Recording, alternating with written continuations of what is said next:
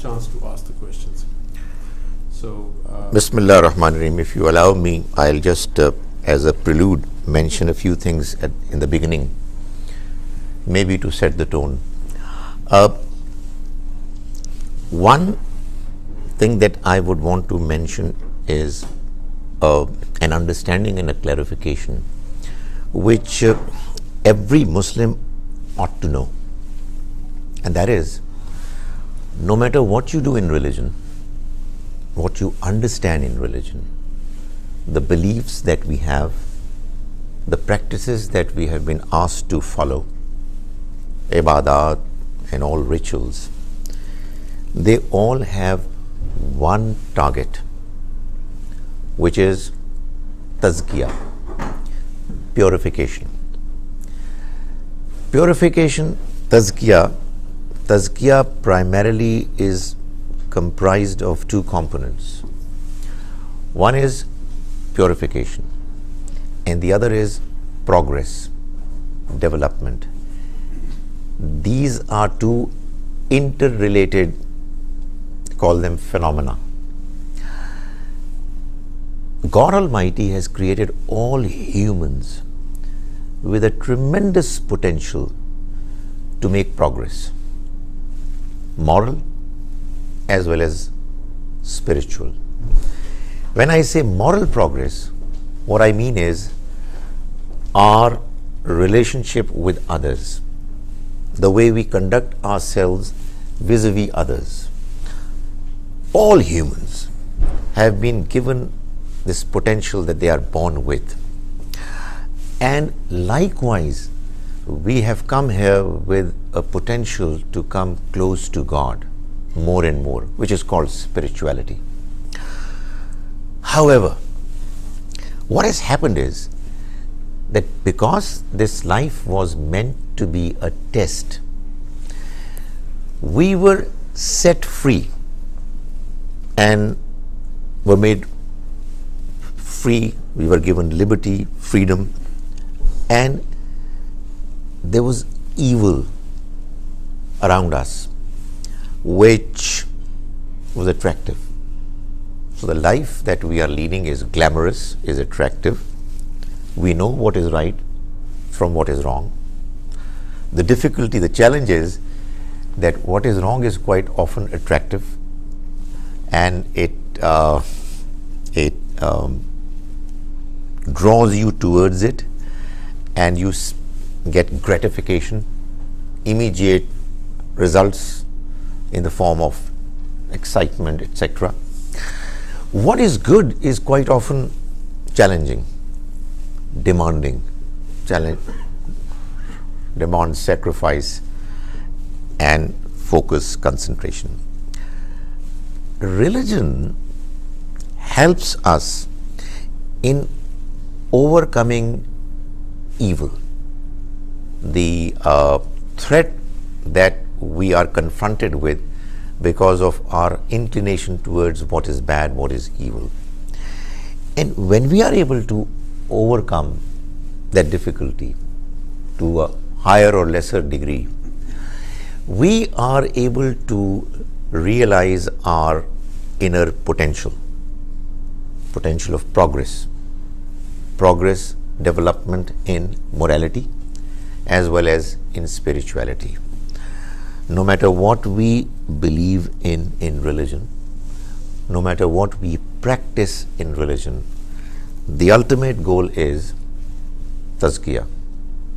The more we understand religion properly, the more we practice it properly, we are purified from inside on the one hand, both morally and spiritually, and then we make progress. We make progress, why? Because that's how we have been designed. So the reason why we do not at times or on many occasions realize our hidden potential is that there are obstacles, challenges in the form of evil, our own ego, our desires. The moment that challenge is overcome, the inner potential is realized.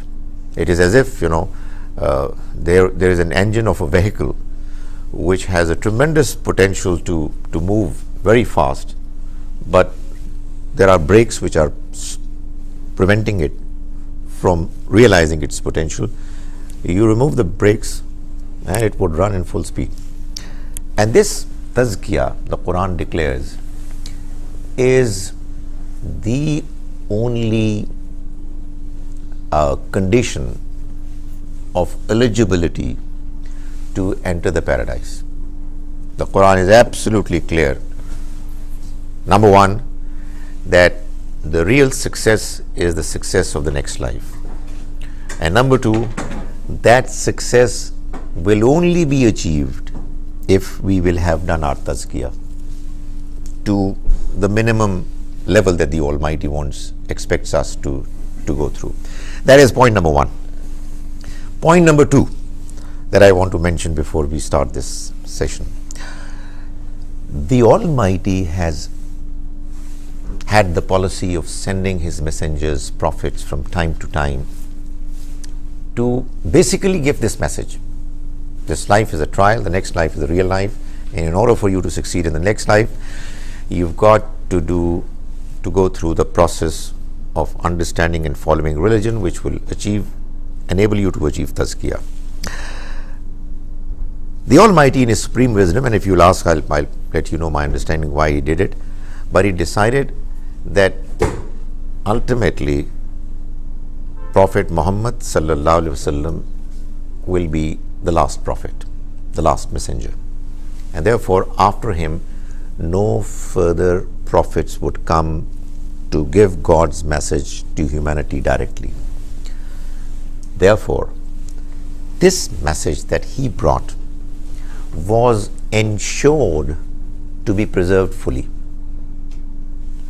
This decision was not taken regarding the earlier messages because there were prophets coming and the process never stopped. However, when a decision was taken that there are not going to be any prophets coming anymore, it had to be decided that the message the last messenger brought is to be fully preserved. This decision of preserving God's message was done in a way that the message was ensured to be unanimously agreed upon by the entire first generation of Muslims, the companions of the Prophet, may God's mercy be on him. They all agreed. There was unanimity. And that unanimity about the message was then transmitted in a manner that there was no interruption, uninterrupted continuity, ijma and tawatur. So, there is something that doesn't need to be explained in elaborate lectures. It was made very simple, clear and understandable. And this preservation of the message in its pristine form has been done in the two sources of Islam, the Quran and the Sunnah. The Quran is a text which was preserved verbally by it being memorized and read in prayers. And every Muslim we know has to memorize some part of the Quran, and there are some gifted Muslims who memorize the entire Quran. This process has ensured that the book gets preserved. Likewise was done in the case of Sunnah. The Prophet ﷺ, he prayed Salat 5 times a day, and he was followed by, emulated by all Muslims. When he left this world, prayer and many other such practices continued uninterrupted, without any gaps, by all Muslims. And that Sunnah practices, which are quite apart from the Quran does refer to them, but they are independent of the Quran. They are also what we have gotten as an ummah in their pristine form. Why are there differences? Again, it's a matter you can discuss. There is a third source, which is a very natural source, which is the record of the Prophet, may God's mercy be on him, which was transmitted to the later generations by the people who observed the Prophet. He practiced religion. He was the model example of the best practices of religion. He explained religion. He answered the questions of people, and there were many events that took place during the lifetime of the Prophet, which is our glorious history. The best part of our history is what happened during his lifetime. It is not surprising that some Muslims, many but not all, observed some part of what he did and said, retained it, and transmitted to some people in the next generation. Quite understandable. I mean, it couldn't have been otherwise. However, unlike in the case of the Quran and Sunnah, which were arranged to be fully preserved, this information or reservoir of knowledge, it got transmitted naturally from individuals to individuals, until such time that in the beginning of the 3rd century Hijrah, there were some outstanding scholars, researchers who spent their lifetime to investigate and find out as to whether this information is reliable or not, and they came up with respective collection of books of hadith, and we have now a third source as well, which is in the form of hadith. This information is also a part of deen, but it's an explanation, it's clarification. The original core religion is fully preserved, and we have, call it a footnote of it, in the form of hadith as well. Because humans were involved in this process, there are differences, not just in understanding whether a certain narrative is reliable or not, but also in humans have spread across the entire world. God Almighty, it seems to me, in His supreme wisdom, arranged for this message to get across to those who are not as yet Muslims by Muslims living in majority, so that these Muslims should become their neighbors, their business partners, their teachers, their students, their patients, their doctors, etc. And by the conduct, by the behavior of Muslims, the non-Muslims also come to learn about Islam. Therefore, dear brothers, you accept it or not, you are the representatives of this message, and it is through you that others would come to learn about it. I'll go back to Pakistan, but you have very heavy responsibility on your shoulders. That's the last statement I want to make, and now I am available for your questions. Thank you very much, sir. Question answers. So I'll open with the first question. So in your kind of initial statements, you talked about the essence of religion. So would you say there's a verse of Quran which kind of captures the essence of religion, presenting at the beginning? You see, there are different verses. There is a verse which has been mentioned in the Quran 4 times, which does talk about it, but obviously the mention is in a way that it really needs to be explained. But I just refer to it if you've asked. It's, as I said, it's there in the Quran in 4 different passages, 4 different parts. But the one that I would refer to is Surah Jummah, Surah number 62, verse 2. هُوَ الَّذِي بَعَثَ فِي الْأُمِّيِّينَ رَسُولًا مِّنْهُمْ يَتْلُو عَلَيْهِمْ آيَاتِهِ وَيُزَكِّيهِمْ وَيُعَلِّمُهُمُ الْكِتَابَ وَالْحِكْمَةَ وَإِنْ كَانُوا مِنْ قَبْلُ لَفِي ضَلَالٍ مُبِينٍ. It is He, God, who sent His messenger with guidance and true religion. and sorry, I'm translating a different verse. Ba'atha fil ummiyina rasulam minhum. He sent amongst the unlettered ummi, the children of Ismail, a messenger from within them. What does he do? Yatlu alayhim ayatihi. He recites before them his verses. Wa yuzakkihim. And what happens? It causes them to be purified. Because tazkiyah is a much broader expression. Let me say it causes them to be tazkiyafied. وَيُعَلِّمُهُمُ الْكِتَابَ وَالْحِكْمَةِ. And how does it happen? Well, he teaches them the law, Sharia, al-Kitab, wal-Hikmah, as well as morals and beliefs. So this is one. But the Quran mentions over and over again, قَدْ أَفْلَحَ مَنْ تَزَكَّى. The one who has done his tazkiyah has succeeded. قَدْ أَفْلَحَ مَنْ زَكَّاهَا وَقَدْ خَابَ مَنْ دَسَّاهَا.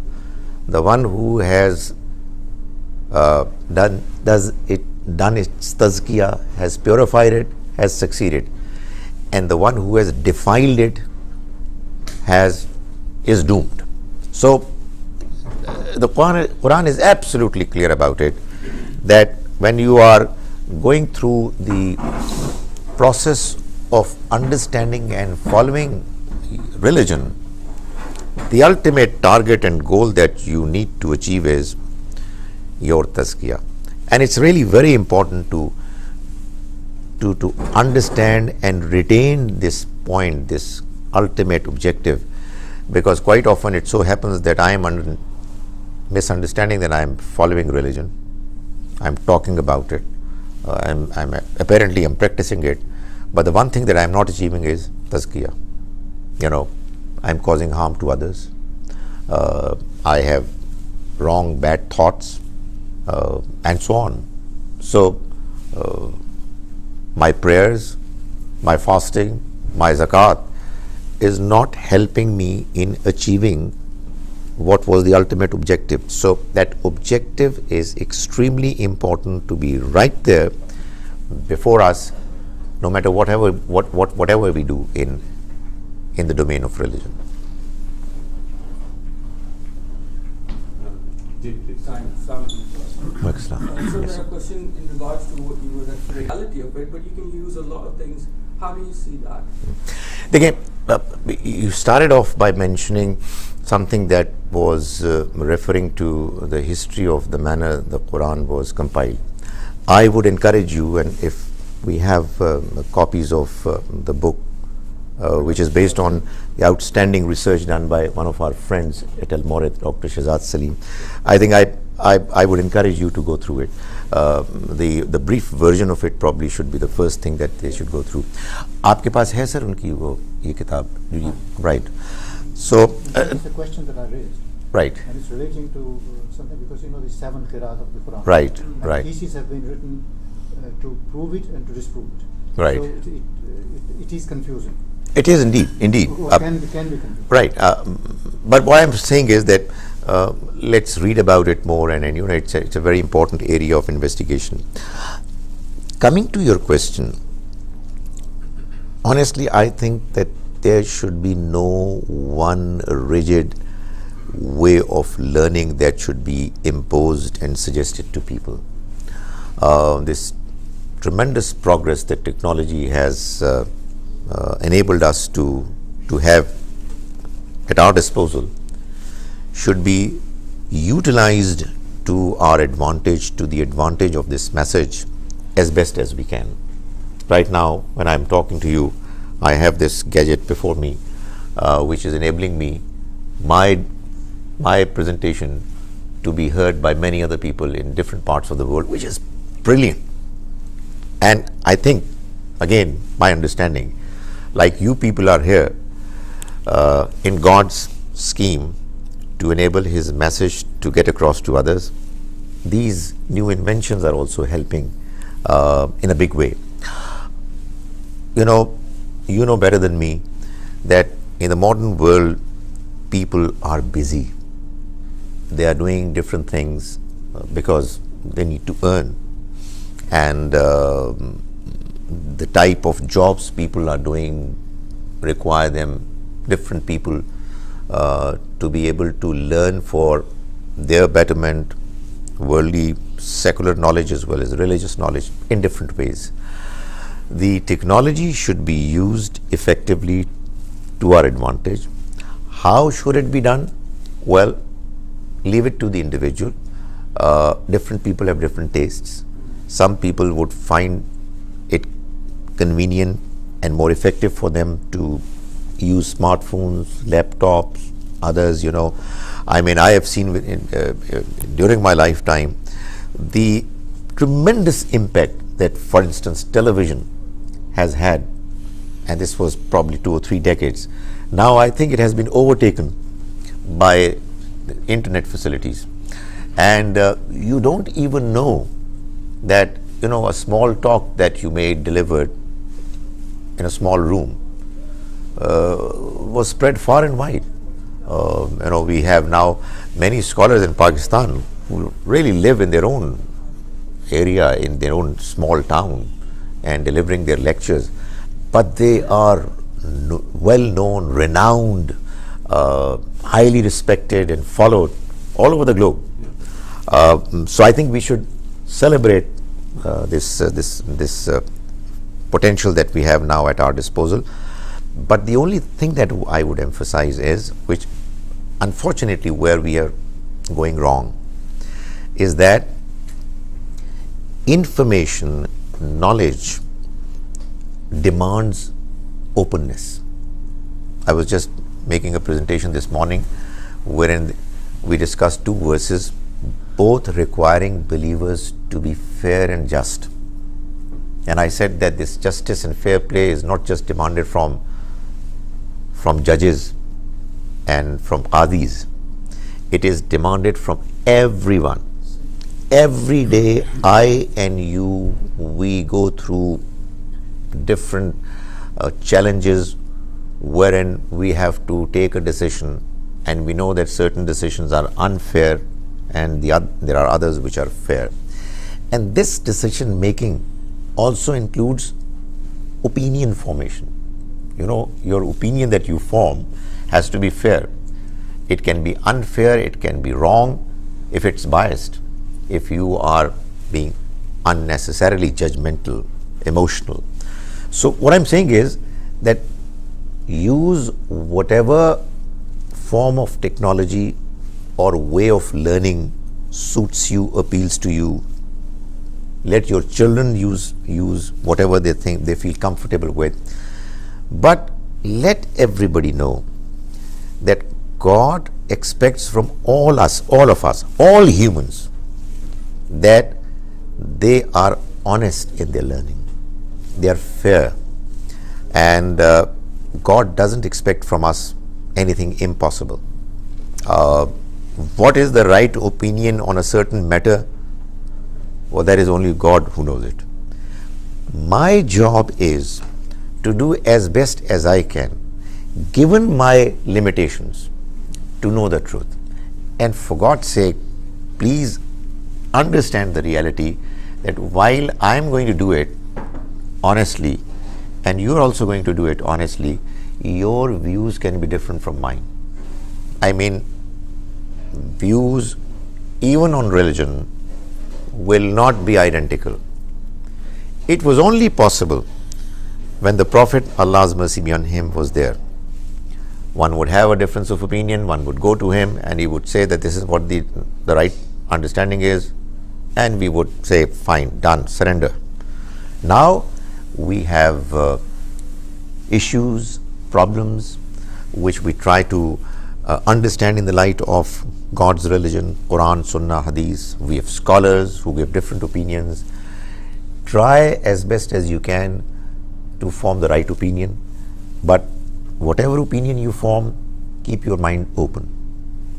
Allow yourself the facility, the luxury to revisit and change your view as and when you find that a new point of view is making more sense. There is no other way out. It's scary that you come to learn about the fact that there are many Muslims who have formed an opinion about what religion is when they were 15, 16 years ago, 16 years old, simply because they liked somebody, some personality, and then thereafter they are staunchly, rigidly defending that view without ever bothering to listen to other views. That should not be the case. Technology, way of learning, use what you think is more effective, more suited to your temperament and your limitations, your environment. Thank you, sir. Please. I'm a student of history. If you look at history, Islam is spread on the strength of our character, Muslim characters, not the strength of power. Hazrat Muhammad sallallahu alaihi wasallam, before the Prophet was revealed to him, was known as Sadiq and Amin. And I think in history you will not find anyone with a better character than him. Now, if I bring it to the contemporary situation and raise the Qadiani issue, they fall off the requirement to be Muslim. There's no doubt about it. There's no two ways about it. So they are therefore not Muslim. But should we deny them the right to be an equal citizen of Pakistan? You see, no matter what we do as individuals or as nations, let's not forget that God is judging us on the basis of the principles that He has given us to follow. We have decided in our constitution that all citizens of Pakistan shall be equal, and that's how it should be. If you ask me, ideally, in principle, there should be no restriction on anyone to hold an office if the individual is qualified, capable, and eligible. That's my basic answer. However, there is something called pragmatism. Unfortunately, in our country, the emotions are so high, hatred against this community is so strong that it is simply not possible that you give a position of prominence to somebody who belongs to the Ahmadi community. A few words about it. We do not agree with what they believe in. We think that their understanding is flawed. It needs to be corrected. Personally, honestly, at a personal level, I would like to get the opportunity of communicating with Ahmadis, at least those who are open-minded, to tell them that, look here, your point of view is very weak and this is the correct point of view. But in the process, obviously, I will give them a right for them to influence me. However, the brief history of Pakistan, the way it has emerged, there's many things that have happened, and there have been errors and blunders that have been committed on both sides, which have caused the atmosphere to become what it is right now. So, you know, the ideal conduct approach is what I've already answered, but I think the practical, pragmatic approach should be that, as some people are now saying, that now that we know that there is a serious problem at hand of attitudes, let's work on it. Let us try to let Pakistanis, Muslims know that, you know, disagreeing with others is our right, so long as we believe that the others are wrong. But there has to be a morality of disagreement. I think that's where we need to work a lot, and we need to teach our new generation. Unfortunately, right now, the kind of atmosphere that we have back home, people learn their religion from one group or another religious group. You know, I get the opportunity of talking about why many Muslims are extremists, and one of the answers that I give is that, quite apart from the arguments that they present, there is a serious problem with the environment in which religion is presented. That environment has certain features. You shall not listen to anybody else except what we are saying. You shall not ask any questions, or else you will be labeled as someone who has doubts.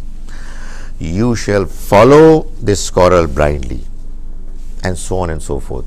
I mean, imagine what else will happen except for the fact that one group of Muslims will be emotionally attached to one point of view, another group of Muslims would be emotionally attached to another point of view, and the two are disagreeing with each other in many areas.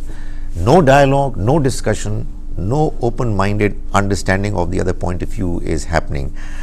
And that is a serious problem, not just because it causes unrest, violence in my country, in our society, but probably even more significantly, it's a problem because this is exactly what our religion wants us not to do.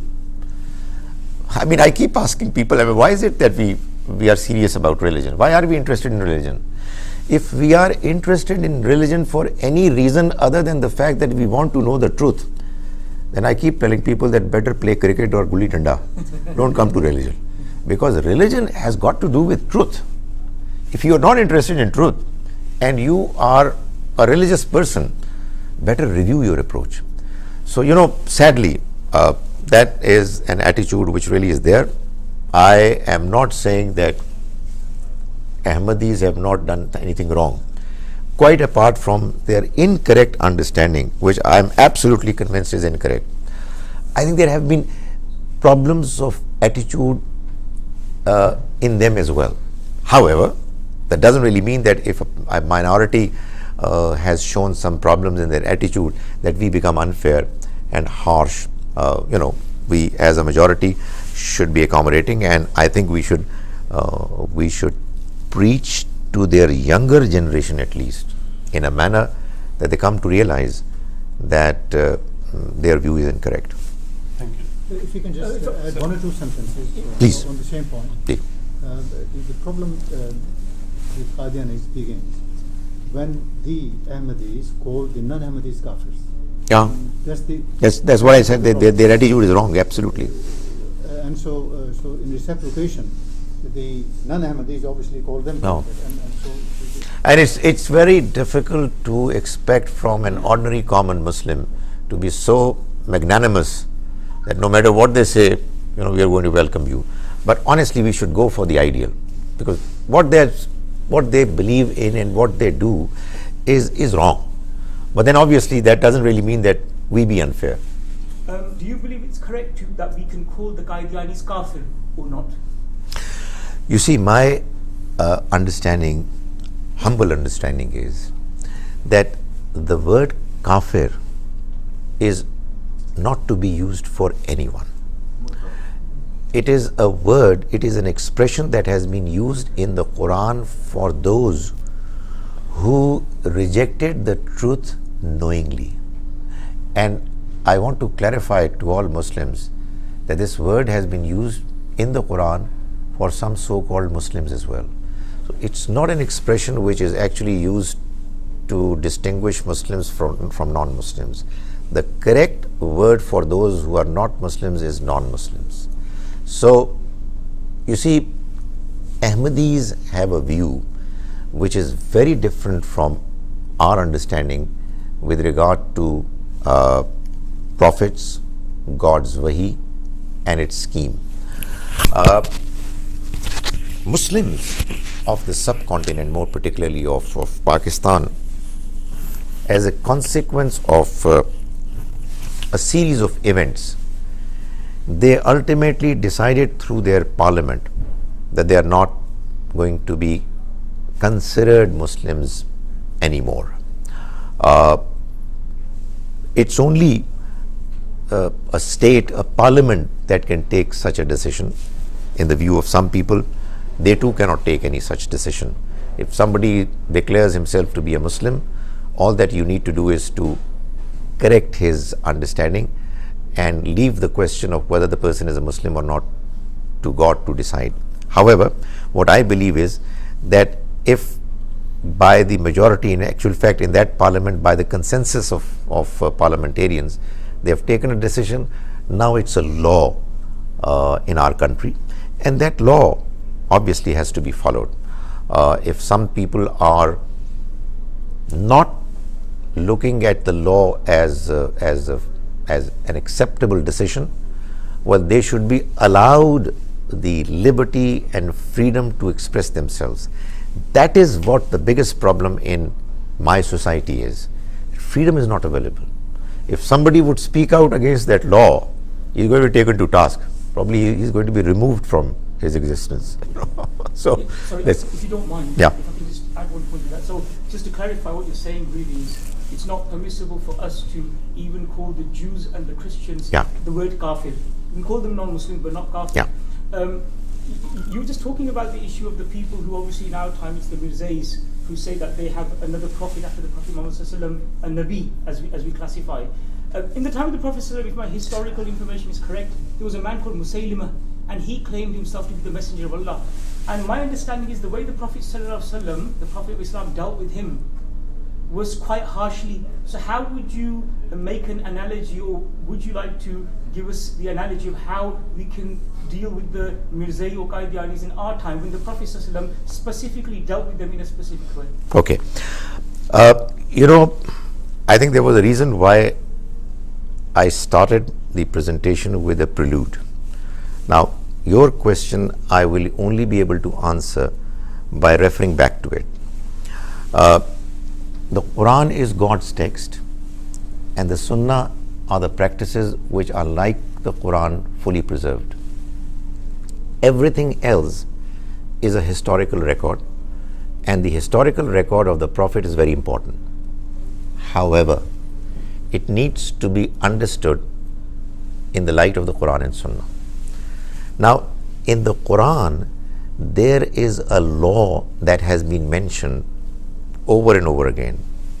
Honestly, if you ask me what is the most predominant theme in the Quran, or one of the most predominant themes, it's going to be the one that I'm now going to describe, which you find everywhere in the Quran.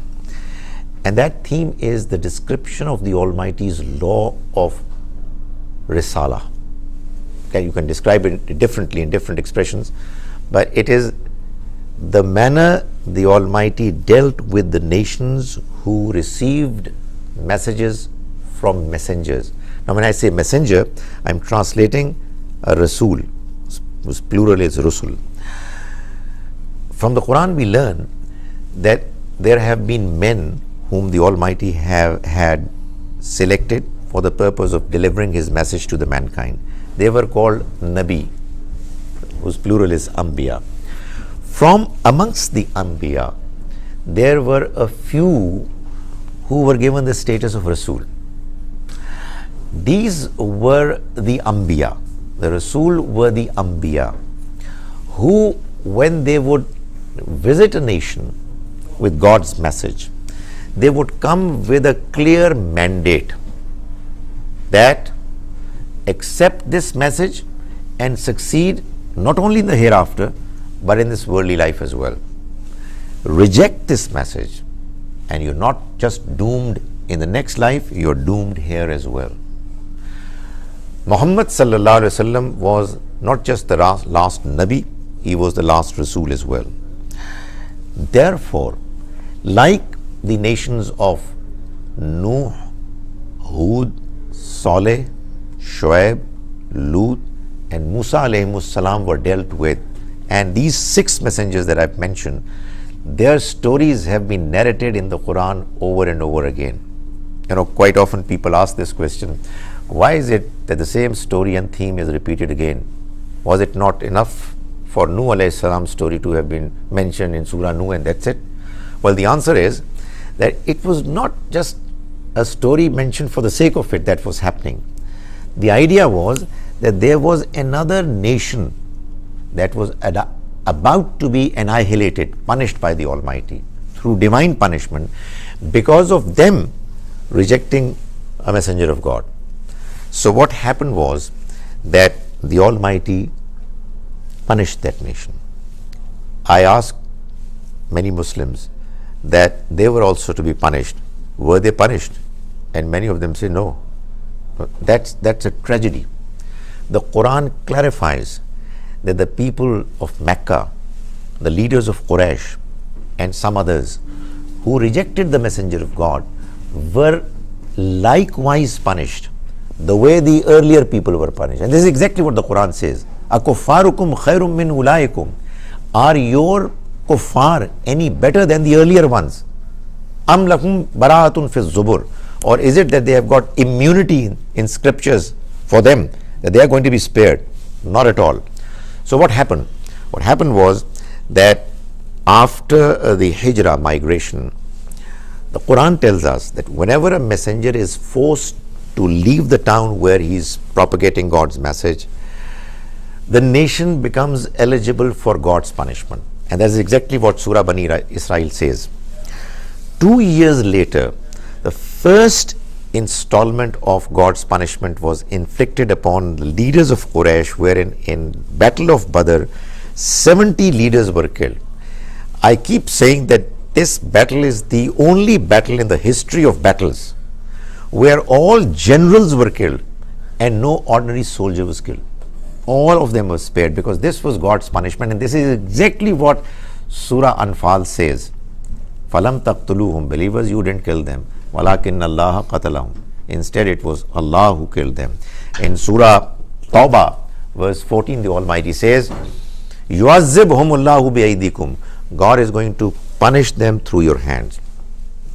What I'm trying to say is that all the killings and punishments that happened during the lifetime of the Prophet ﷺ were actually the description, the practical details of this law. It has got nothing to do with the universal general principle of the Quran, which, by the way, says most clearly that you cannot kill anyone. There are only two reasons why you can kill another human.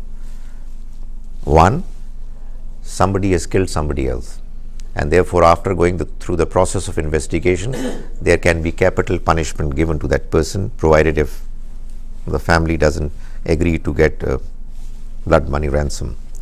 The other possibility is that somebody, an individual or a group of people, they indulge in what the Quran says, fasad fil ardh, mischief on earth, which again, if translated into practical examples, is either killing people, not just one murder, but serial killing.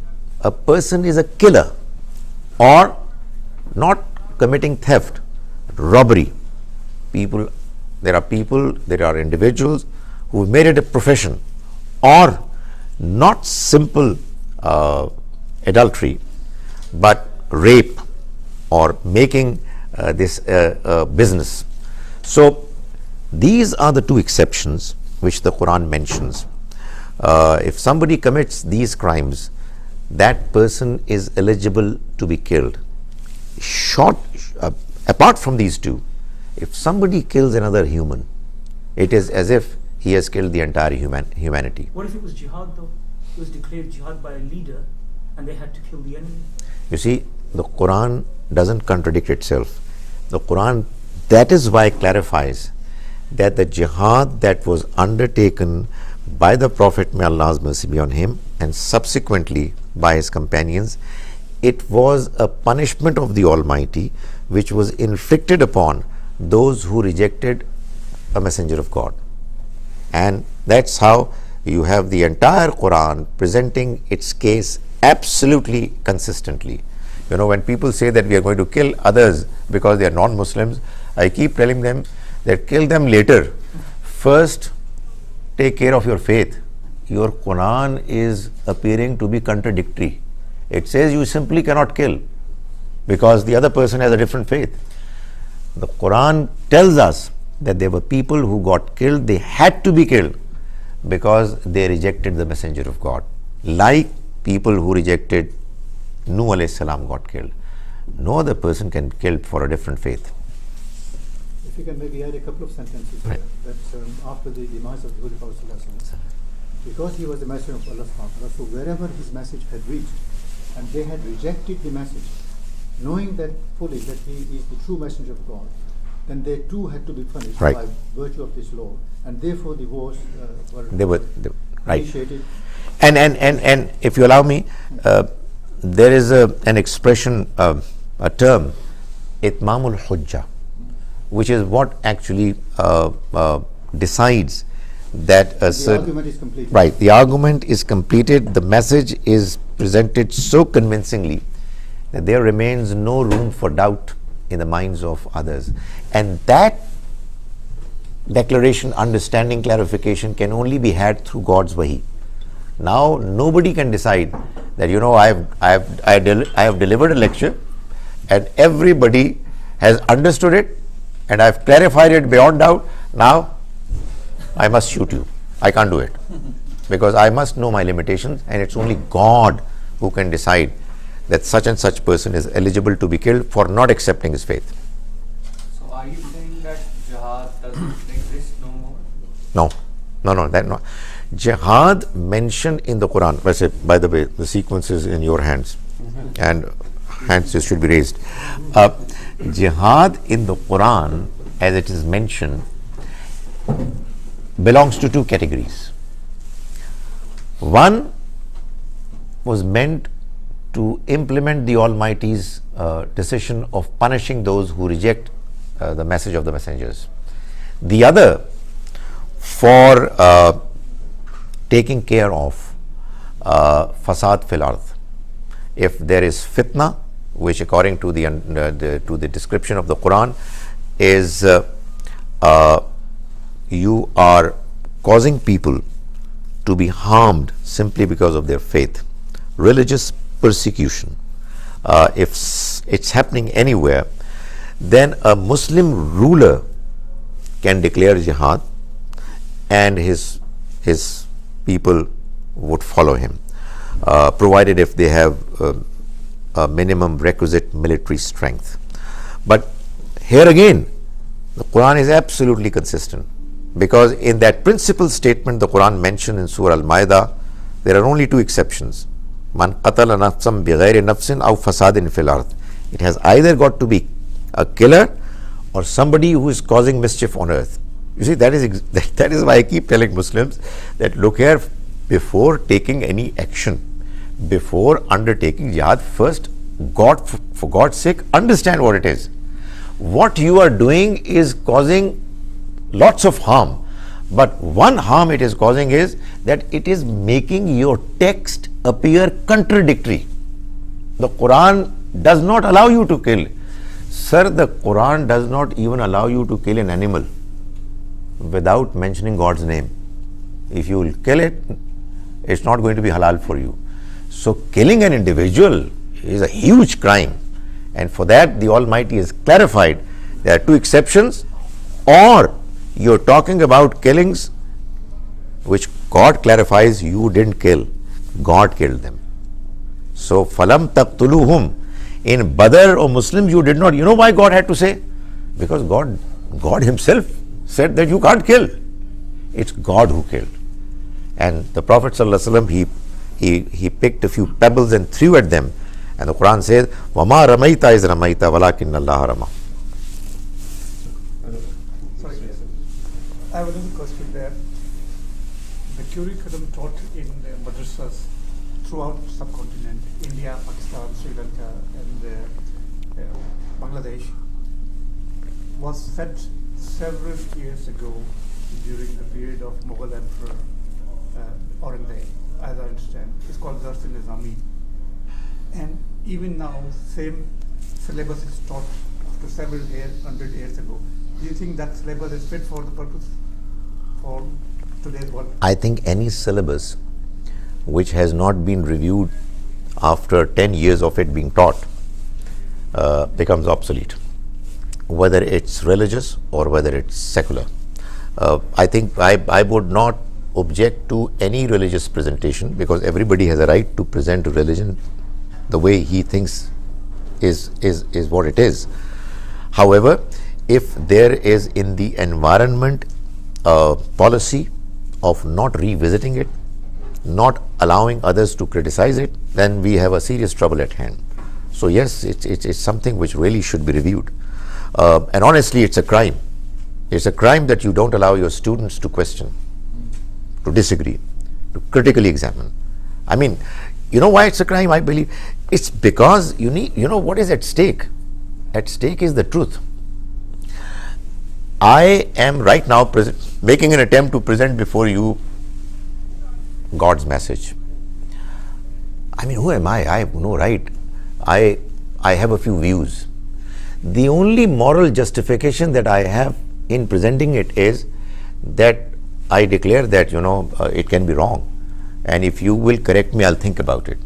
But if I come with a stubborn mind that I have come with a message which is the ultimately correct message from God, oh my goodness, this is a serious matter. Because, nobody can make that statement except God's prophets. They are the ones who have got the message from the Almighty, and they are absolutely sure. Rest of us, we are only very ordinary, humble students of His message. And we should present the message with the arguments of the message and very humbly. Assalamu alaikum. Alaikum salam. Muhammad Zakir, and I am from Oxford.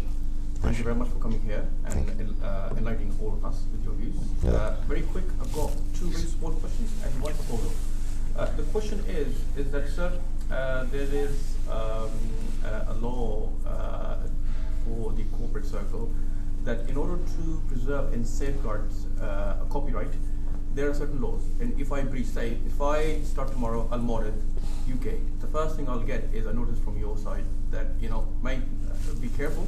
You need to make sure that this logo, this name belongs to us. So if you're not following our principles, term conditions, we take you to the court.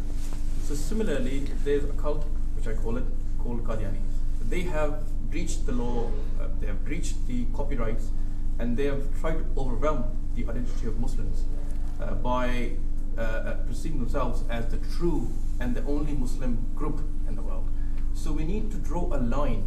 So in contrast, very briefly, my comments on some of the points that I still remember. When you've got a number of points that you raise, you don't have all them listed in your mind. This strategy of munazara, it helps and it doesn't. So I don't say that it's an idea that I would completely reject. It can help in some ways, but I am more in favor of a policy strategy wherein we approach their individuals and talk to them. When you challenge a community en masse, there is a kind of resistance that is erected, and they become defensive, and they do not allow their individuals to then interact with others. I am worried about those good Ahmadis who are there because they were born there, who are there because Ahmadis look after each other very well. And I really want to approach them. A strategy of open animosity probably is not going to be helpful, but we can have different opinions. As regards Ghamidi Saab's views, did you not notice that I have actually mentioned a slightly different understanding than what he mentions? At Al-Mawrid, we have this freedom. Ghamidi Saab's views are always scrutinized by students, ordinary people like me as well. He believes in what he says always because of reasons. Those reasons may not necessarily be accepted by everybody. At times we don't accept what he says. But I think what he says is that, if you look at the scenario objectively, honestly, there are many other groups as well who then would likewise be needed to be taken away from the community. But now I know that there is a history to it, and that history has caused the parliament to decide, and I do believe, and very humbly I am submitting, unlike my mentor, that a parliament can take that decision. Also, if Mirza Ghulam Ahmad did something wrong by declaring all non-Ahmadis as kafir, we should not do likewise. I think, that is what I said in my beginning statement. We as Muslims have a responsibility of presenting God's message in the right manner. We're not reactionaries. We're not people who would react to what somebody has done, and because somebody has done something wrong, we will make him learn a lesson. No, I think we should, even if somebody has done something wrong, some wrong to us, we should behave in a decent manner, which is what our religion has required. Because again, I say, honestly, I am concerned and worried about the good people who belong to that community, and there most certainly are good people. You would say that a strategy of open debate would help. I don't know. I've got my own reservations. There is no line. There is no line. Had there been a line, it would have been mentioned. Somebody says that I am a Muslim, we say, okay, but your views are flawed. Otherwise, I can tell you that there are many other communities as well who probably have very serious problems. There are people who approach God through non-God deities, through saints. We tolerate it. We invite them. We help them understand. We don't chuck them out of our community. I think if you ask me, ideally, we should never do it. We should continue to approach others with arguments and let God decide them. Whenever you become harsh in your approach, you are doing it at the expense of the environment, which should always be conducive for dawah. That's what my understanding is. So can I just add Please. one sentence here, please? Vote to declare them a non-Muslim in the parliament. Okay, so there are a number of restrictions put on them. So what has happened due to that? That they have come to the British Council and the other countries. They are the two communities. One is the Qadianis in Pakistan. One is the Sikh community in Afghanistan, that they can ask asylum in this country and they get it accepted straight away without a minimum possible question. So what has happened over the times, that most of the people are coming up here without any problem, because Pakistan community or the authorities are persecuting them. So what I'm saying that should we go on the open debate on them and give them more publicity, so the more people will be able to come over here. Sarwar Sahab has a very, very valid point. It's a valid point. You see, not just asylum. Asylum getting more freely available to them probably is a smaller matter. Even more important is the kind of image that you create in the eyes of the world at large. It probably is not desirable. So there are quite a few factors, and my understanding is that unlike my teacher, my mentor, that a Muslim parliament has a prerogative to take decisions in religious matters as well. However, it is not an absolute necessity, because if you think that it has become binding on the Pakistani parliament to declare whoever is not a Muslim, and we have a clear line, my goodness, I can tell you those lines have already been drawn by many people. And those lines would actually mean that except for them, a tiny minority of them, everybody else would be chucked out. So I think please let's not go towards that possibility. Do we have the responsibility of just inzar now, or are we inheriting from Prophet the Risala as well? Can you clarify that? The possibility of a nation or an individual getting killed through our hands because of them not agreeing with our message is over. We will just now, after the Prophet, may Allah's mercy be on him, left this world, we will propagate, we will preach. If we get a land to rule over, we will present a model which will attract people, but we cannot kill anybody because of his or her faith.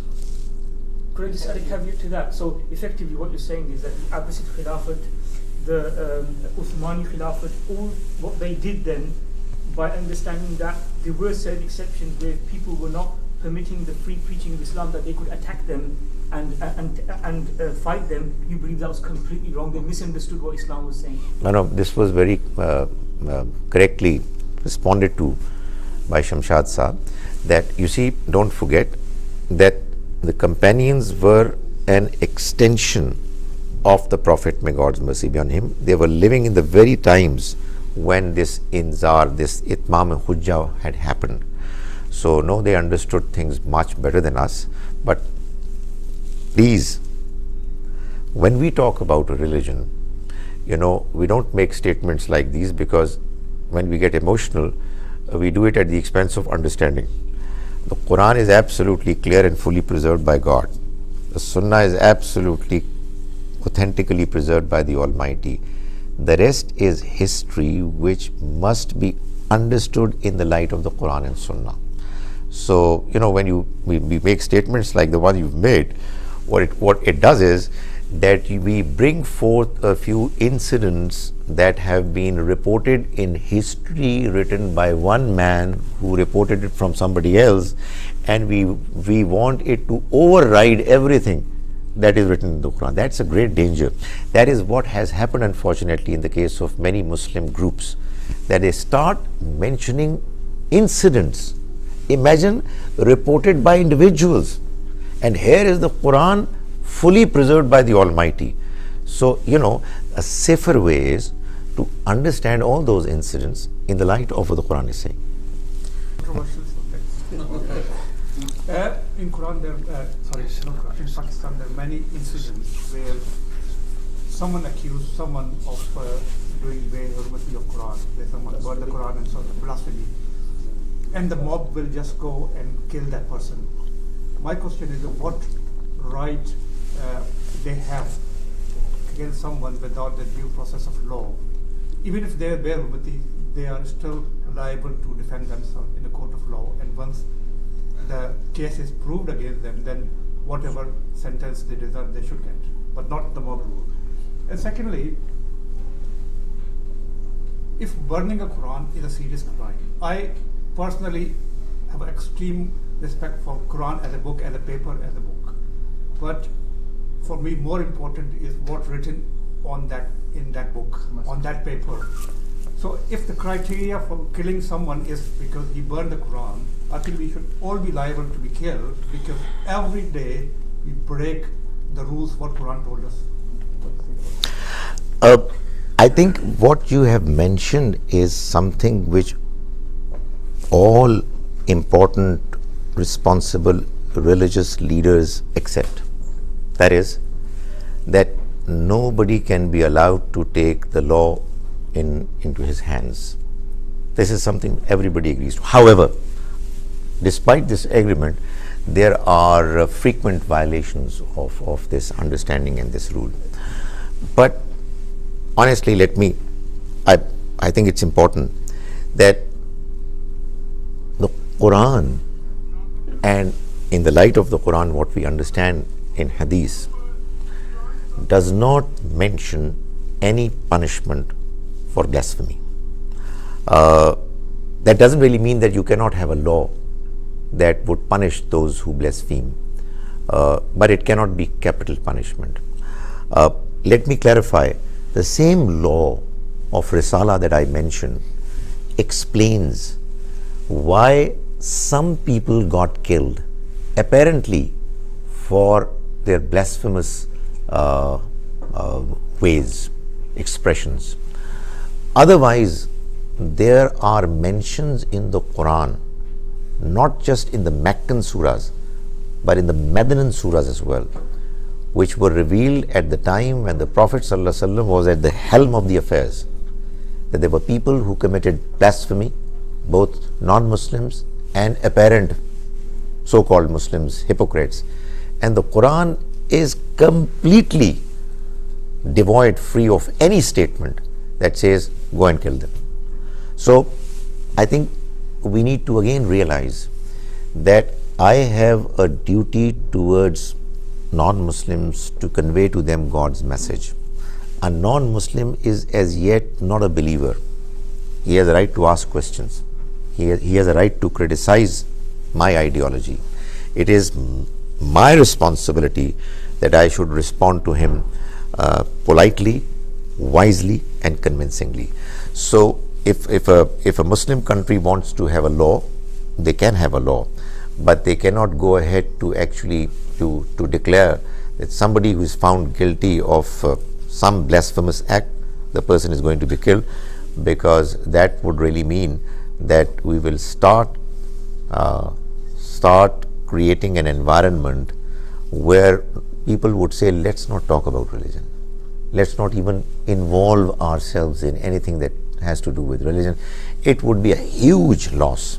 That's what my understanding is. Could I just add, if you don't mind, just to that point that you added, you know, if the state decides that they want to have a law which they believe if anybody does commit blasphemy, that in their opinion committing blasphemy is like treason, and they do want to have the death penalty, do you not agree that it is the right of the state, if they've gone through their own parliamentary system, to adopt that, and you have no right in saying that it's wrong in the absolute sense? You may disagree with it, but they have the right to implement that law. Just like in many countries in the world, there is a death sentence for treason.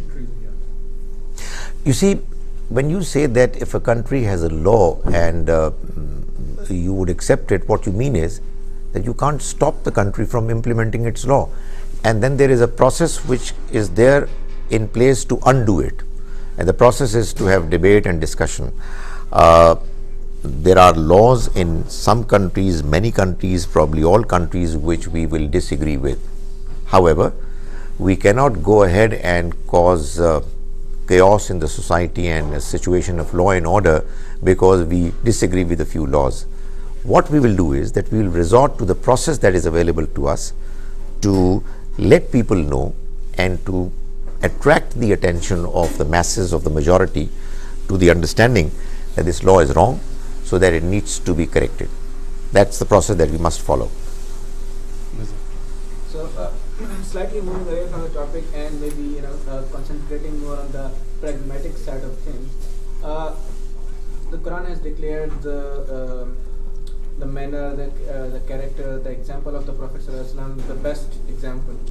And there's a verse, and I can't quote the verse, but I'll talk about Mafhum, in which it says, Allah says to Prophet Muhammad that if you were harsh in your heart, these people around you, they would have run away from you.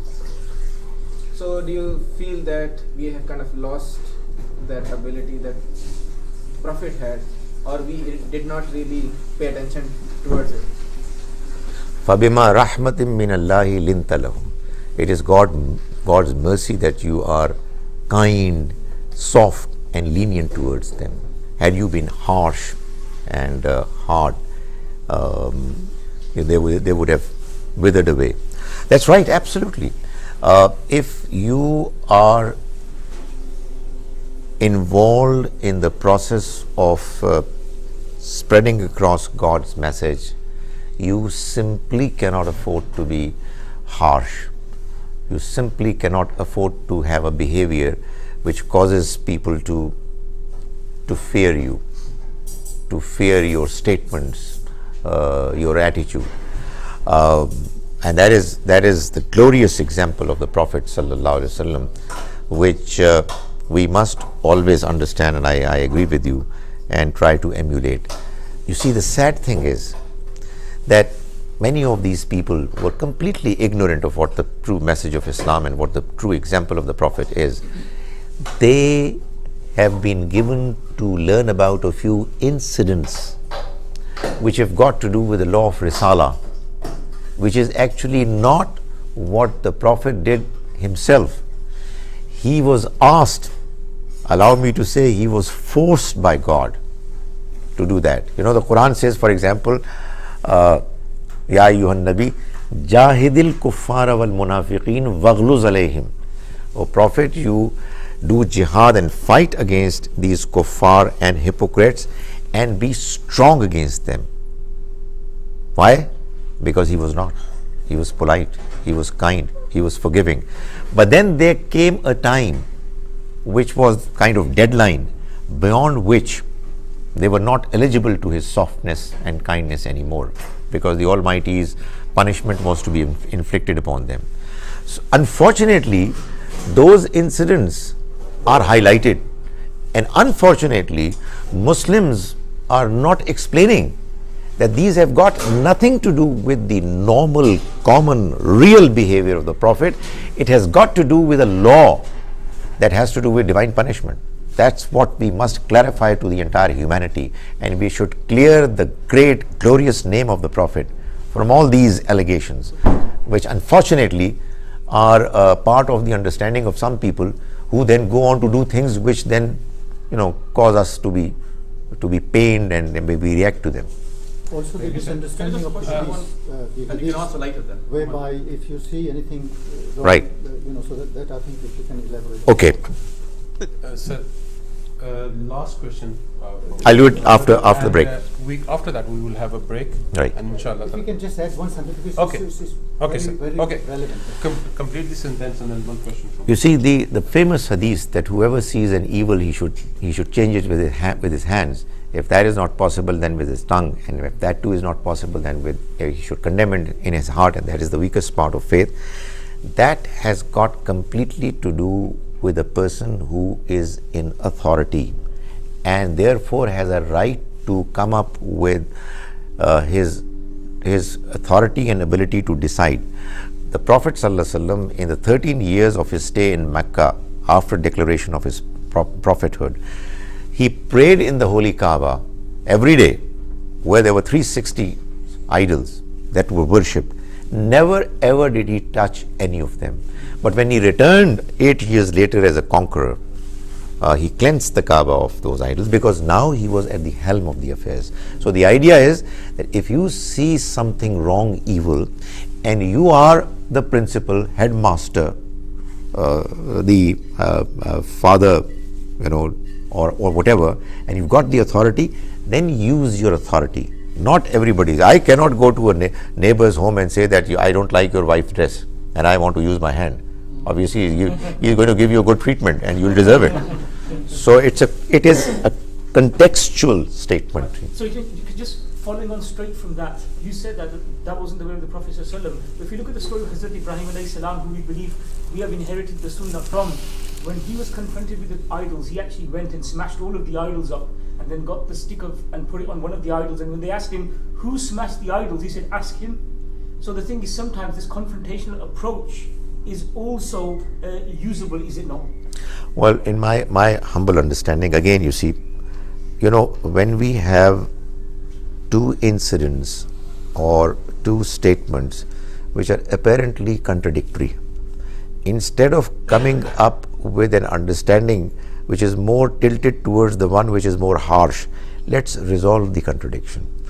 Let's first do our academic work before bringing these things out.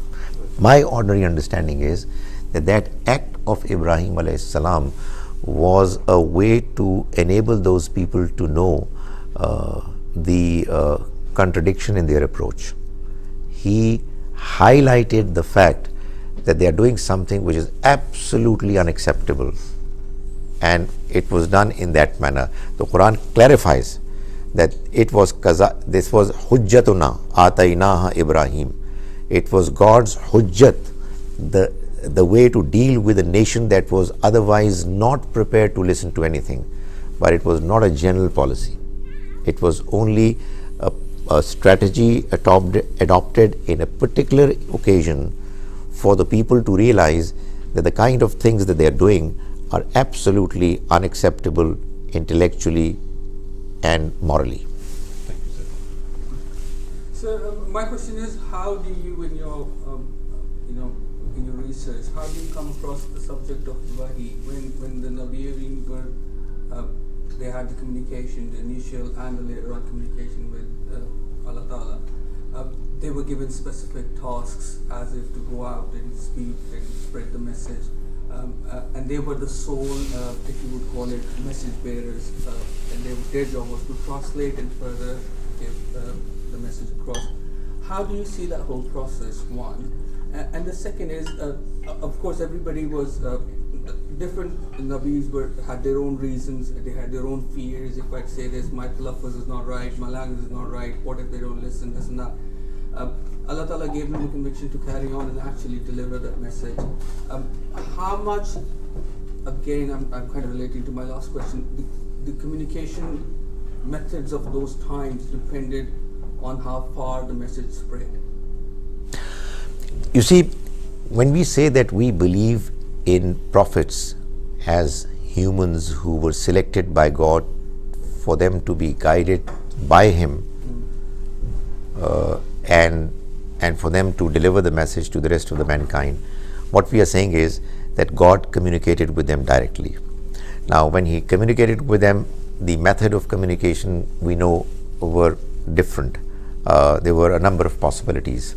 But one thing is clear, that the Almighty, in order for His task of delivering the message to the mankind, He treated and dealt with the prophets according to a policy which was consistent. However, in the case of each individual, there were certain peculiarities, like what you've mentioned about Musa alayhi salam. He had a difficulty in speech, and then the Almighty enabled him to overcome it. Likewise, as I mentioned, in the case of Ibrahim alayhi salam, he confronted a nation who were particularly stubborn and completely uninclined in understanding and listening to somebody else's views. So he had to resort to certain tactics, certain ways, which would force them to think. Mu'jiza is being one of them? Mu'jiza is another aspect. Okay, yeah. That is also obviously related to the times, the peculiar circumstances. I mean, Jesus Christ was born to a virgin, and His birth caused Maryam alayhi salam to face serious challenges in the society. So the Almighty arranged for Isa alayhi salam to speak right after his birth. So this was something that was needed. Yes. So likewise in the case of Musa alayhi salam and everybody else, the Prophet sallallahu alaihi wasallam, for him the Quran was enough, because of the fact that the kind of language it had and the kind of presentation it made, it really had such a deep, strong impact on all people who wanted to know the truth, because they knew that here is somebody we know as somebody who is absolutely truthful and reliable, but we know that he had no interest in poetry or any such thing. And all of a sudden he's coming up with a message which is otherwise also very effective from the point of view of moral and religious presentation, and also from the point of view of its linguistics, the kind of impact the language had on the people. It was out of this world. So that was the miracle of the Prophet. Quickly, so am I okay in thinking? Sorry, yes, just this was. Am I okay in thinking this? That according to, depending on the times that we're talking in particular about, the ease and availability of communication, the more it was there. For example, in Musa's time, we all know they had enough knowledge to write something on the wall. Somebody else would read it, and then you would be able to kind of get the information. So that's me transferring some information in some way to another individual. Do you think that in Hazur Sallallahu Alaihi Wasallam's time, the fact that it was in Arab and the way the language was so big and diverse had a lot to do with the way Islam spread so quickly? Islam spread quickly at the time of the Prophet Sallallahu Alaihi Wasallam, primarily because of the fact that his prophetic mission towards the end part of it attracted a large number of companions, and because of the Almighty's decision that this message is going to be made to be supreme, and all other ideologies would wither away, would disappear. That was a part of God's promise, because he was Rasulullah, God's messenger, And when God messengers come, Ja al-haq wa zahaq al-batil. Truth dominates and batil disappears. In many cases, because batil was dominant, it was destroyed by punishments, natural calamities in one form or the other. In the case of the last prophet, the batil was restricted, confined, and it was eliminated, and haq dominated. So that's what happened. Very quick question so, proposal. You can answer later if you like. It was the last question, but the brother said, I don't know what it means, but let him ask the question. A very quick proposal. You can answer after the in namaz, inshallah. A quick question. Depends on whether I know the answer or not. A quick proposal and a quick question is that, mashallah, Ramzi Sahib is a very pro-democrat. He has been very much advocating that the democracy is the right model in relation to the Khilafah and other models. So why not Al-Mawrid step into the Pakistani politics? Because the reason the extremist side of the the ulama, they gain power is when they gain access to the parliament. They get 10-15 seats, and then they can manipulate. They can have, they become proxies. So when you say that democracy is a model, so why not Al-Mawrid step into Pakistani politics so they can become the decision maker or part of the decision making? A proposal. A quick question is that you said that the evolution Islam is an evolving and a modern and a pragmatic way of life and a religion. Can you please explain any of the 5 points which Ramzi Saab proclaimed or announced or practiced, but he changed afterwards with your opinion or by anyone else's opinions? Over the times. Can I request? He explain those 5 points? Can I request? This question is going to be long when it's After the And I'll have to think about it as well. Can I Yeah. just request one thing that because we obviously for a long it's the first time we've actually met you.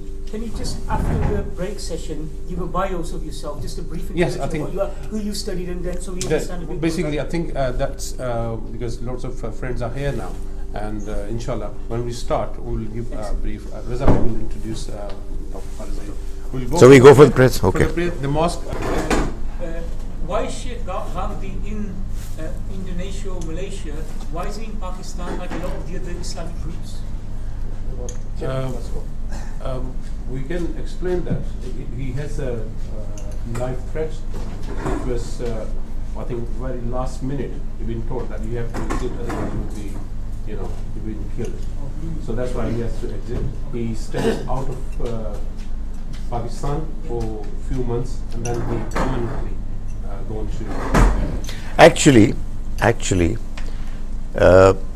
his life was in danger for many years before he left the country. He insisted that I am not going to leave the country. He was forced to have some kind of a security which he had to give in to the demand. But the reason why he was forced to leave the country immediately was that there was a group of people who were about to blow up his house, which he was concerned that if that's the kind of threat that he is going through, then it's not only his own life, but the life of his family and his neighbors are also at stake. And he said that that's something which is morally not acceptable. And he does mention one incident. He said on one occasion I was coming out of the masjid after saying a prayer, and one of his neighbors came and he requested, beseeched that he should not come to the masjid, because in that case their lives are also going to be in danger. So he said that it was then that he realized that it's probably not correct on his part to be living with people who think that their lives are in danger because of him. Do you feel threatened since you're also the follower? I also had to come to this country for 2 years because of the same reasons. This was 2012 and 2013. I came and I went back, as long as my visa allowed me to stay. So yes, there was a time when I also had the same kind of, well, not exactly at the same level and scale, but there were threats. Are you देखिए मैं چند باتیں اختصار کے ساتھ بیان کر رہا ہوں. اختصار اس لیے کہ ہمارے پاس وقت کم ہے. میں یہ بھی گزارش کروں کہ میں انگریزی میں اس لیے بول رہا تھا، یہ میرا ایک سوچا سمجھا ایک انڈرسٹینڈنگ ہے کہ اگر آپ کسی مجلس میں ہوں جس میں تمام لوگ ایک زبان جانتے ہیں مگر ایک شخص وہ زبان نہیں جانتا، تو یہ اخلاقی طور پر ہی غلط ہے کہ آپ وہ زبان بولیں کہ جو کم سے کم ایک شخص تو نہیں جانتا، جبکہ اگر آپ وہ والی زبان بولیں جس کو کہ وہ شخص بھی جانتا ہے اور سب بھی جانتے ہیں تو یہ ٹھیک نہیں ہے. اور دوسرا یہ کہ ہمیں دین کو پہنچانا ہے تمام لوگوں تک. اس وجہ سے میرے بھی جبڑے تھک جاتے ہیں انگریزی بول بول کے، لیکن بہرحال یہ ایک مجبوری ہے. مگر آپ کے ساتھ یہ طے ہوا ہے جن لوگوں نے سوال اردو میں کرنا ہے ان کو اردو میں جواب دیا جائے گا. پہلی وضاحت یہ کرنی ضروری ہے کہ کسی کی سفارش کوئی نہیں کر سکتا. یہ قرآن میں 3 جگہ بیان ہوا ہے. لا یقبل منہا شفاعت. یہ کیسے لوگوں نے ایسا فیصلہ کر لیا کہ کوئی حافظ بنائے گا اپنے بیٹے کو تو اس کی سفارش ہوگی؟ یہ قرآن کے خلاف ہے. مختصر بات یہ ہے کہ سفارش جو قرآن سے ثابت ہے، جو حدیث میں بیان ہوئی ہے، وہ اسی وقت ہوگی جب آدمی اس لیول تک پہنچ جائے گا کہ جس میں وہ کم سے کم مارجنل کیس ہوگا. اگر وہ مارجنل کیس نہیں بنا تو کچھ نہیں ہو سکتا. یہ مسلمانوں کو بتانے کی ضرورت ہے. گزارش یہ بھی ہے کہ حفظ کا مطلب صرف الفاظ کو یاد کر لینا نہیں ہے، بلکہ اس کلام کے مفہوم کو سمجھنا ہے اور سمجھ کر اس پر عمل کرنے کے لیے بھی پوری کوشش کرنا ہے. ہمارے ہاں انفارچونیٹلی حفظ میں صرف ظاہری الفاظ کو میمورائز کرنا ہے. رہی اس کی اہمیت کی بات، میں اصولی طور پر آپ کی بات سے متفق ہوں. ظاہر ہے کہ ایک زمانے میں قرآن مجید کی حفاظت کے لیے حفظ کرنا در حقیقت خدا تعالیٰ کے پلان کا حصہ بننا تھا. ابھی بھی وہ بڑی اہم چیز ہے. بڑی پریولیج کی بات ہے کہ آپ رات کو اٹھتے ہیں، نمازوں میں آپ لمبا لمبا قرآن مجید کا حصہ پڑھتے ہیں. یہ اس کا کوئی مقابلہ نہیں ہے. تاہم اس میں کوئی شک نہیں کہ اب قرآن مجید کی حفاظت کے اور طریقے بھی اللہ تعالیٰ نے ایسے انٹروڈیوس کر لیے ہیں کہ جس کے بعد کم سے کم یہ تو بالکل نہیں ہونا چاہیے جو واقعات آپ بیان فرما رہے ہیں. Thank you sir. Thank you جی. ڈاکٹر صاحب, oh sorry, English. Right, okay, fine, thank you. Could you kindly explain us the current banking system and the current interest, whether it's a riba, as it is mentioned in Quran, or is it a some different form? Right, again obviously it's a question which deserves a very long answer, but I'll just give you my understanding very briefly. I was mentioning to a few friends before, while we were having lunch, that the Almighty has already given to us in our nature an understanding of what is right and what is wrong. Therefore, we know what is wrong in business. There are subjects with the title of business ethics taught in universities of the world without any reference to Bible or Quran. Why? Because we know that there is a morality which needs to be understood and followed in business matters. It's only in areas where there could have been disputes, where people could have gone wrong, gotten confused, where the Almighty gave His verdict, a few of them, and one of which is riba. What's wrong with riba? When you give somebody an amount for him to employ it in his business, and you bind him to return the full value of what you had given to him, plus an additional increment, knowing full well that after the amount is going to be invested, the business can actually fail. You know, there are hundreds of reasons why a business can go wrong without necessarily any fault of the person who is running the business. Now, if a person insists and binds the person who is borrowing that the amount, the value that he has given must get returned to him by all means, plus a definite increment, it is unacceptable. The Almighty says it's absolutely wrong. It's haram. However, what if a person says that you take my loan, my amount, invested in your business, if you make profits, please share a part of your profits with me. If you make losses, my principal will remain intact. I will not force you to give my principal back to me until such time that you are in a position to do so. We believe that this is not wrong and un-Islamic,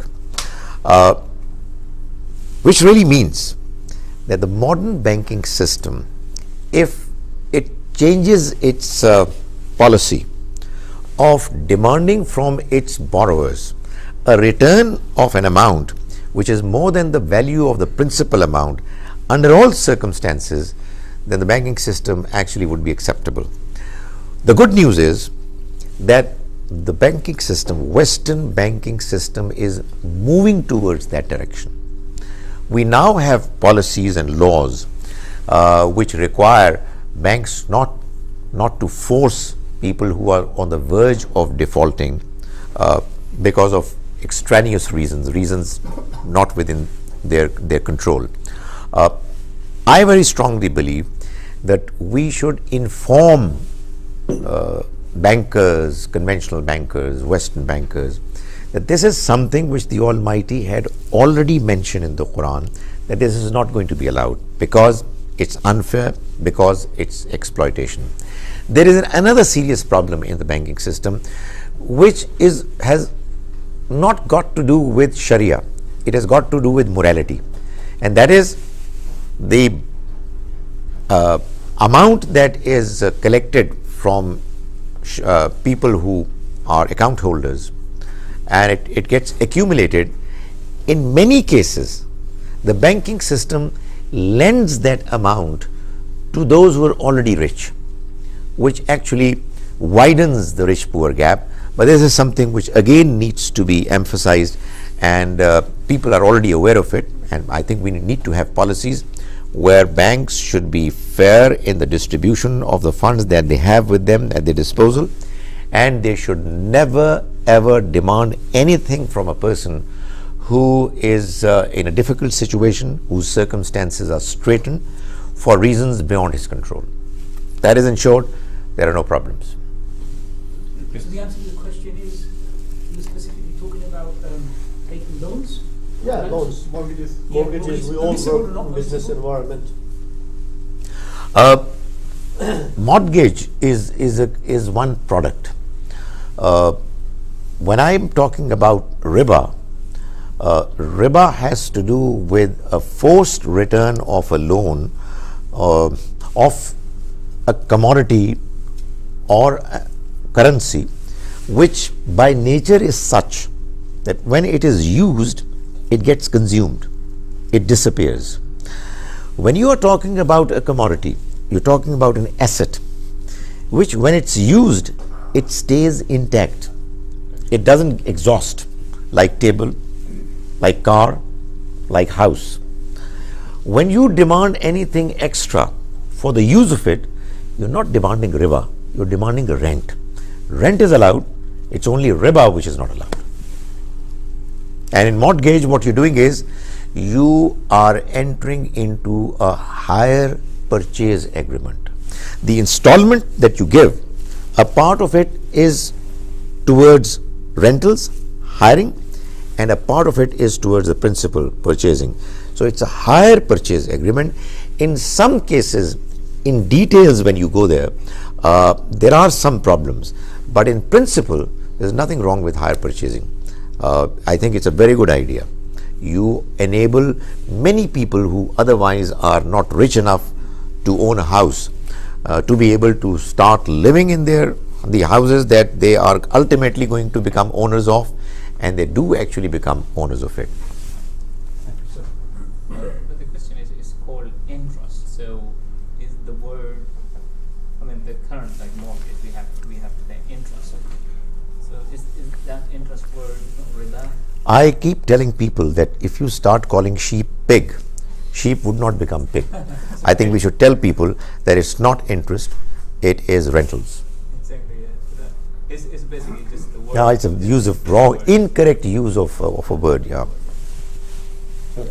There are a lot of problems in this country. I'm sure you're aware of Muslim gangs raping underage girls, and some nasty mind journalists and say the fact that Muslim does that because it's acceptable practice in their religion. Their prophet practiced that himself, being married to Hazrat Aisha radiallahu ta'ala anha, being an underage girl. Could you tell us a bit more about the validity of her age, whether she was 9 or she was some other thing? You see, one of the reasons why I mentioned right at the beginning, the basic principle on the basis of which I understand my religion.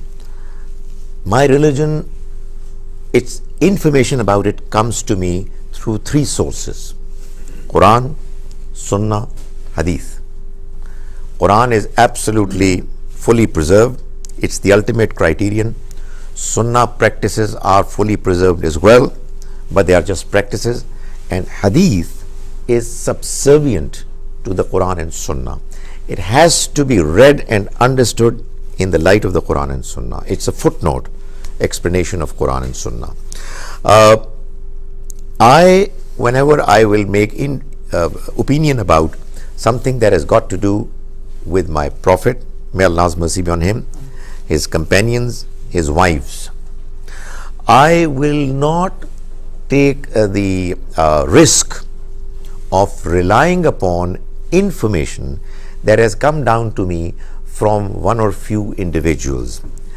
I will look at the alternative possibilities. We know that with regard to the age of Aisha radiallahu anha, there are 2 opinions. One is that it was 6 or 9, and the other was it's 17, 18, or plus minus 1-2 years. I have good reasons to feel, quite apart from the fact that it makes more sense, that this piece of information is more reliable. One of the reasons why I think that it's more reliable is that it's mentioned that Asma radiallahu anha, the elder sister of Aisha radiallahu anha, she was 10 years older than Aisha, and she died at the age of 100, and she died in 72 Hijrah. Now, these pieces of information are more reliable because they happened much later. You know, the more you go in the past, deeper in the past, the more unreliable the information is. Why? Well, simply because of the fact that in the Meccan period, Prophet ﷺ and his companions were involved in many things which were not noticed, which were not observed by people to be transmitted to others. When he migrated to Medina, and in later times, because it became so very well known that he is the most important person the mankind would ever experience, information about him became more and more reliable. So in the later times, when we come to learn about the fact that Asma was 100 when she died in the year 72, which really means that at the time of Hijrah she was 28, 100 minus 72 is equal to 28, and therefore Aisha radiallahu anha at the time of Hijrah was 18. You know, when I've got 2 different points of view which are there for me to decide which of the 2 possible ages she must have had, well, I go for the one which makes more sense to me, and I would not put my understanding about this very important matter regarding the life of the Prophet at stake simply because it's mentioned in a book. Howsoever reliable it is, it's a book which was compiled by an individual. It is also said in criticism of that particular hadith that one of the ravis who is in the chain of narrators was a reliable ravi. However, his reliability was not established after he migrated to Kufa, because when he went there, he had entered the age when he started forgetting things. And it's mentioned about one of the ravis that is exactly what happened in the case. Having said all that, honestly, when I'll be given two different pieces of information about the age of Aisha radiallahu anha, because it's not there in the Quran, because it's come down to us both pieces of information which are not 100% certain, why would I accept the one which is creating so many problems? Doctor, can I just add Please, something to please. this? I gave a talk on this subject. MashaAllah. And based on that, there is a booklet available. That talk is also available on YouTube, and that is called The True Age of Aisha at the Time of Marriage. The point I'm trying to make is that if you accept this 6 and 9 age from Bukhari, it contradicts other hadiths of Bukhari relating to her age. Right. So there's contradiction within Excellent. Bukhari itself. Excellent. So, in fact, there are numerous other evidences. So please let him know where those Well, YouTube, booklets are. Okay. YouTube, The True Age of Aisha at the Time of Marriage. And It's also your booklet from it's your presentation. Yeah. All right. And also from IPCI booklet is MashaAllah. based on that. MashaAllah. Thank you, sir. Dr. Saab, as an economist, I would like to know your opinion.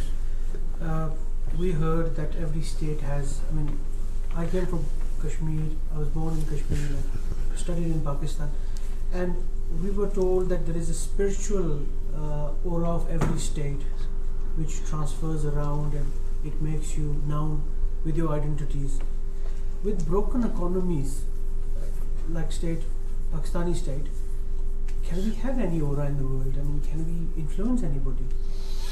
No, I quite agree with you. Unless we are economically sound, we cannot have any impact on any other society. Well, not just that, our own people are not going to be able to function from a moral point of view properly, and obviously from a spiritual point of view. That having said, individuals will not be absolved from the obligation and responsibility of behaving in a morally upright manner. However, when it comes to the question of those who are running the affairs of the country and those who are worried about the general behavior of the masses, I think it's a very valid point. I worry about the fact that in my country, the rich-poor gap is so huge that I quite often think that, the people who are poor and they see these affluent people in their surroundings enjoying their lives of luxury, if they get indulged in some kind of vice because of their poverty, I hope the Almighty is going to be lenient to them in dealing with them. And most certainly, with this kind of disparity, you do have a greater propensity towards evil, towards crime, and breaking of laws. So while we are doing our task of inviting people towards the right path and towards morality, we should also tell those who are running the affairs of the country to make sure that its conditions improve and the economic level and the standard of living of the common man comes to a stage where a normal person would not be inclined to do what is wrong. Thank you. Dr. Saab, Quran quite emphatically mentions that it's a clear book in a clear language. Its verses are very clear and evident.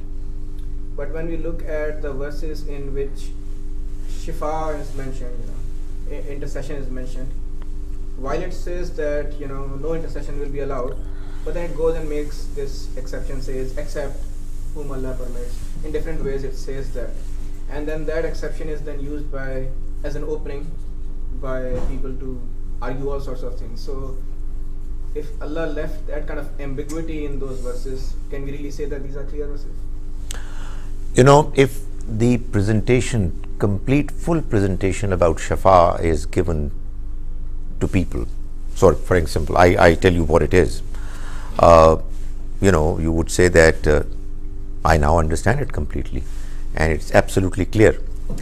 However, when people do not understand certain aspects of the Quranic presentation, it is no justification for them to jump to the conclusion that the understanding that they like, their fancy, is the one which is correct. Quran is a clear book. Doesn't really mean that it's a bland book, that it really has been written in a manner that even 5 years old boy can also understand. It's a book which is intrinsically clear. When it mentions something, it mentions it clearly, provided somebody is prepared and willing to understand it. The problem with the concepts like shafaat, which have gone wrong, is that people have not done what the Quran describes as tadabbur. When you read the Quran invites you to faith, but this journey to getting a higher level of faith is not challenge-free journey. It has its challenges. So what you find quite often, and I keep telling people, that once you start reflecting upon the Quranic verses seriously, you will find that to begin with, there are contradictions, apparent. But those apparent contradictions, like in the case of shafaat, are an invitation to the reader to go more deeper, and therefore to be able to get a higher level of understanding and faith. Unfortunately, people don't meet this challenge properly. And what they do is that they come to the conclusions which are either popular in the surroundings, in the environment, or are somehow helping them in some worldly sense. But I ask you, the one who has asked this question, to take up any topic in the Quran, howsoever seemingly complicated, and go into the understanding of it more deeply and ask different scholars about their opinions. You will hopefully come to two conclusions if you do it properly, earnestly, and devote your time for it. Different scholars who are giving their own respective points of view, either only one of them is correct or none of them is correct, and they have not done their homework properly themselves. And B, the Quran has done enough to clarify its point in a manner that if it is read properly with an open mind, it clarifies its understanding beyond doubt. Could I just add a caveat to that? The non-Muslims use another example like you've given. For example, they say that in one place the Quran says that Allah guides whom He pleases, and then in another place it says Allah guides only those who are sincere. So they go, that's a contradiction. Well, the thing is, it's like he said, if you combine all the evidences together, you find what it simply means is Allah decides to guide those whom are sincere in His guidance. So apparent contradictions, if you do research, then inshallah we'll always find the solution. Inshallah. Because Allah's promised this. Yes.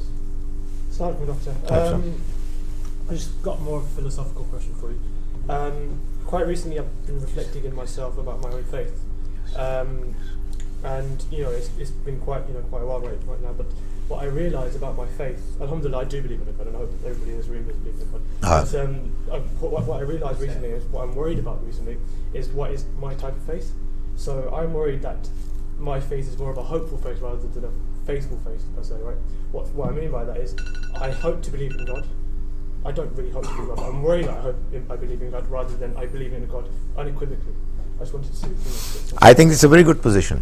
I think it's a very natural position. I think that's how we all go through the journey of faith. Nobody is born with 100% faith of certainty in God. The Almighty says in the Quran, Allahu waliyul lazina amanu yukhrijuhum minaz zulumati ilan nur. God Almighty becomes the protecting friend of those who believe, who want to believe, who are inclined to believe. He brings them out from the darkness of misguidance towards the light of faith. So what you are going through is, I tell you, the only path. And those who are claiming that they are 100% certain don't even know what they're saying. So we move from lesser faith to a higher degree of faith, and it also fluctuates depending upon your state of understanding and your behavior attitude. So don't worry, young man, you are on the right track, alhamdulillah.